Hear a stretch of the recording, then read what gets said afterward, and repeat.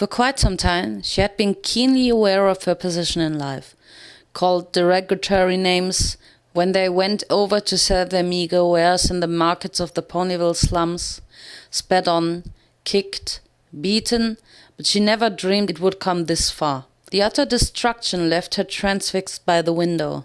She watched as faceless clone soldiers marched in to coldly execute any pony, cow, swine and chicken they could see with bullets between their eyes. But that wasn't enough for them. They brought in flamethrowers and torched trees, coops and what little grass they had on the family farm. Her grandmother pulled the orange filly before a bullet, stray or otherwise, struck her by the windowsill. Immediately the elderly mare's around her neck a golden necklace with a prominent apple-shaped crystal jewel in the center. She then placed upon the frightened filly's blonde-tipped head her father's Stetson hat, the only thing that reminded her of him being alive. "Move your caboose, they're a-coming." "What about my sister and big brother?" "There ain't no time, you gotta survive so you can tell the truth to all ponies about our family's innocence and the crimes done by the Chancellor. Oh, there will be hell to pay to her, and you're the one who will do it. Be strong, your parents and I will always love you." Despite old age and dentures, the grandmother lifted the growing filly from the floor with her mouth and flung her out of the window. The filly fell over and tumbled over a mess of hay before landing in the mud. Before she could call back for her grandmother, she heard gunshots, and then the flickering of flamethrowers. The farmhouse ignited. The family was still in there, but there was nothing she could do anymore. Fear and panic triggered her instinct to run as fast as she could until she reached the edge of the ever-free forest. From there she saw them. A beautiful pink-maned and yellow-coated mare and 3 other stallions dressed in black fascist officer uniforms. The yellow mare's beauty could not belie the evil plastered on her face. Surely the other 3 stallions appeared sadistic as they relished in laughter at the brutal razing of sweet apple acres. Yet it was the calm expression and the focused stare on the mare's face that the filly felt was the true mastermind of this destruction. She did not laugh over a picnic cornucopia of crustless daisy sandwiches, sliced orange and fine wine. She smiled. She just smiled.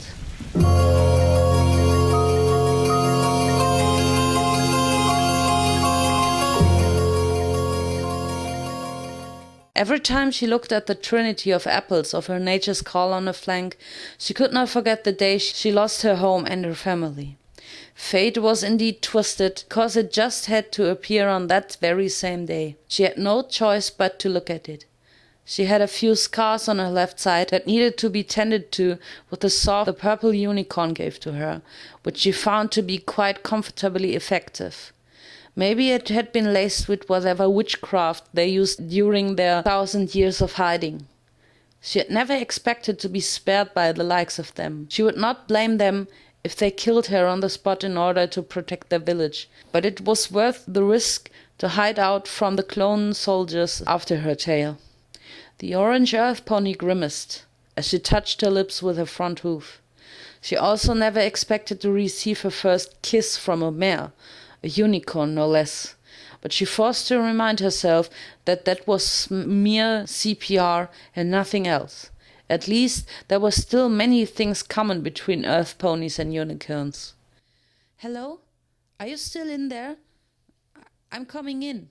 Even with Purple's unicorn's kindness, she still could not fully trust her. The orange pony clenched a katana between her teeth and crouched ready to strike should that unicorn bring her friends along to torture or kill her. When the false stone doors opened and the lights flickered, Sparkle came inside alone. She was just as startled to see the orange earth pony in a fighting stance that she almost dropped her bag of food. "You came alone. Not very smart of you, if you ask me." "Oh, I don't think you're the type who will kill me unless she has to. I think deep down you're a good pony." "How do you know for sure?" "I don't know really, but it feels like I can trust you. Here, I brought you some food." "It's not like I asked for food." "But you didn't ask to be saved either, did you? So it wouldn't hurt for you to accept charity once in a while. Look here, I don't want to feel like I owe you anything. That's not what I'm implying.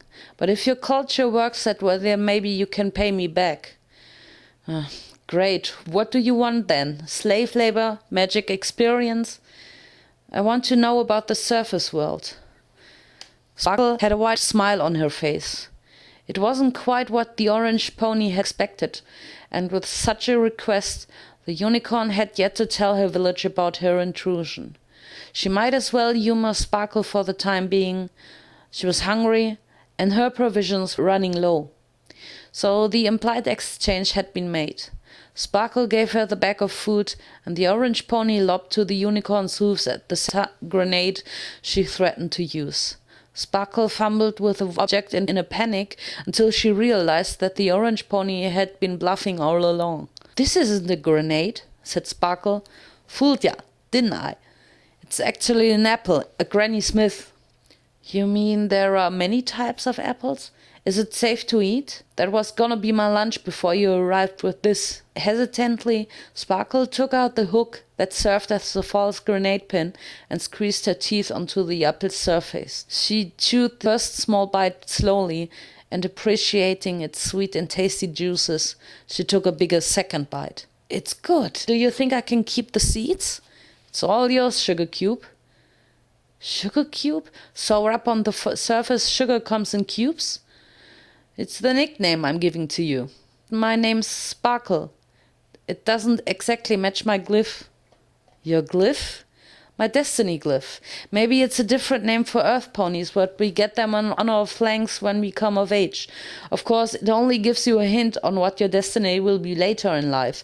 I guess you must be an apple farmer since you have a triad of apples as your destiny glyph."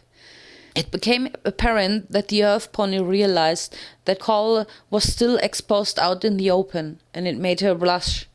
Immediately, she pulled her duster to cover it. "We call them nature's call," said the earth pony. "But why do you have to hide it? It's against the law in Gaia to display one's nature's call out in the open. How come?" "Ponies immediately form opinions of yourself when they see your nature's call. When they do, they will form prejudices, discriminate against you, or identify your family bloodline. In Gaia, all ponies are equal. Well, except for unicorns, Pegasi, and certain earth ponies." "So there are unicorns and Pegasi on the surface?" "Well, no. Gaia is populated only with earth ponies, and with a few enclaves of zebras, donkeys, mules, and buffalo. The Pegasi live high up in their floating continents and a few mountain city in the west, and they dare not meddle with Gaia until it's raiding or war. Right now, we're at a stalemate against Pegasopolis." "Then what about the unicorns?"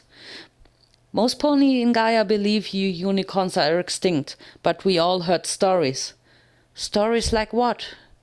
"Stories like a unicorn suddenly appearing in the sewers of the Ponyville slums, who was then captured and taken away into labs. There are other stories of an elite unicorn tribe ruling over some sort of fabled crystal empire in the north." "So what do they do to unicorns in the labs?" "Well, I don't know for sure, but it's nothing to worry your pretty little head, Sugar Cube." "Please, you have to tell me what happens to the unicorns who are captured and taken into the labs." "What are you getting so worked up about? It's not like any of y'all are dumb enough to leave your little village of yours." "How can you say such things? My father crossed the chasm before I could even remember him, and my brother did the same years ago. Tell me, what happens to them?" "They kill them. End of story." "No, you're lying. Don't y'all unicorns have a history of about the Great Winter 1,000 years ago, the assassination of Chancellor Puddinghead, the execution of Smart Cookie, and the Great Pony War? Y'all should be extinct, and the ones in power want to keep it that way. Look, maybe I was being hasty about your pa and bro getting killed, but that's the likely scenario. The truth is, I don't know what's going on in the labs, but the only way I could know for sure is by going there." "So Nightlight and Shining Armor might still be out there." "Wait, you know Shine?" You know Shining Armor too? Have you run into him? Is he doing okay? I think we got ourselves confused here. I thought you were talking about Shine, an Earth pony who helped me escape the prison camps. Earth pony? My Shining Armor is a unicorn with a shield and a star as a destiny glyph. Was his coat white and his main color dark blue? I never really got a good look at him. He was always covered head to hoof in a suit. But at least you saw a horn. He had no horn. What's your relation to him? You ain't his girlfriend, are you? Guts, no, he's my brother. Oh, we must be talking about two different ponies. Sorry, I didn't mean to get your hopes up. You don't suppose he responds to Shiny when you call him that, do you? A few of us in the rebel cause accidentally called him that. He didn't take it too kindly. Not unless it's coming from his sister. It must be him, but disguised as an Earth pony. I'm certain it is. Even if he is, it's been years since I last saw him. I ain't sure if he's still alive. He is, and my father might be too. That's why I have to cross the chasm and go look for them. Look, I like you and all, but I ain't playing escort for a pretty mare such as yourself. You're gonna be dead weight to me. I'm not saying that you have to take me.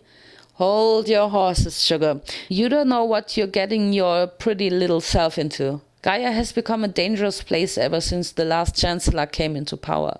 She makes ponies disappear, and if you're a unicorn, I hate to think about it. They never faced a powerful unicorn like me. Or a boastful one. Seriously, do not cross the chasm, at least not until the Chancellor has been deposed and true democracy restored to Gaia. First my mother, then my best friend, and now you. Why is every pony I meet trying to stop me from finding my family? I know the importance of family too, but trust me, they don't want you throwing your life away like this. I've had it. I don't want to die here in the caves as the last of the unicorns. And I won't forsake my father and my brother.